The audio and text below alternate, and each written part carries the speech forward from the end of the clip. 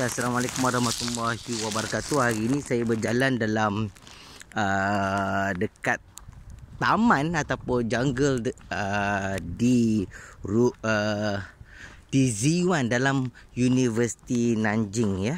Dalam Universiti Nanjing Audit Nanjing Audit University, sorry. So sekarang waktu darjah Celsius sebanyak negatif 8. So dan cuaca pun orang panggil sini tayang tayang maksudnya cuaca matahari gitu.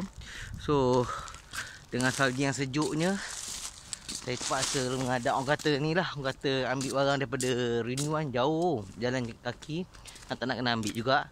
So saya hari ni halang-halang dah sejuk je gini, saya jalanlah dekat orang kata perkarangan ataupun dalam taman di Universiti Nanjing. Nampak sejuk sebenarnya. Sepatutnya maksudnya bagi saya syukurlah rakyat Malaysia kerana cuacanya sederhana. Kalau cuaca sejuk macam gini menangis sebenarnya. Sejuk sakit. Dia macam dia cantik tapi dia menyengat. Kulit menyengat semua. Kan? So sebenarnya Malaysia adalah merupakan negara yang begitu rahmat sebenarnya. Syukur alhamdulillah. Nampak ni. So kat sini alhamdulillah saya dah merasa musim autumn, spring, winter macam gini kan, summer. So saya hargai Malaysia. Okey, tapi pemandangan kat sini saya tunjukkan cantik jugalah sebenarnya. Kalau pokok kat sini dia berubah pokok lah, berubah warna. Sekarang ni kat situ kelas saya. Kelas saya kat ujung sana tu. Situ adalah Nanjing Nanjing punya bandar lah. Okey. So ada ronda-ronda lagi. Dalam perjalanan ni macam agak mencabar jugalah kesejukan dia kan. Ni dalam kawasan hutan lah. Hutan ni kira orang Ta'ala ni maha kaya. Betul-betul disaljikan. Betul-betul baik punya.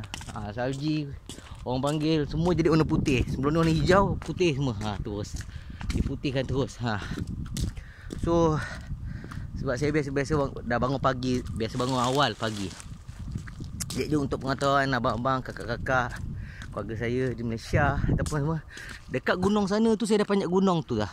Belakang universiti ni sebenarnya ada gunung. Nampak macam dekat tapi sebenarnya jauh. Gunung tu saya dah panjat dah. Mula-mula saya panjat seorang, lepas tu saya panjat ajakkan kawan panjat sana. Nampak tak gunung tu? So masa time sama lah saya panjat. Kan? Masa wah sejuknya. So memang sejuk gila lah kat sini. So nampak dalam hutan dekat sini pun ada supervision yang main power. Okay. So saya update lagi dalam rancangan jalan-jalan di Nanjing. Bye bye. Sacian.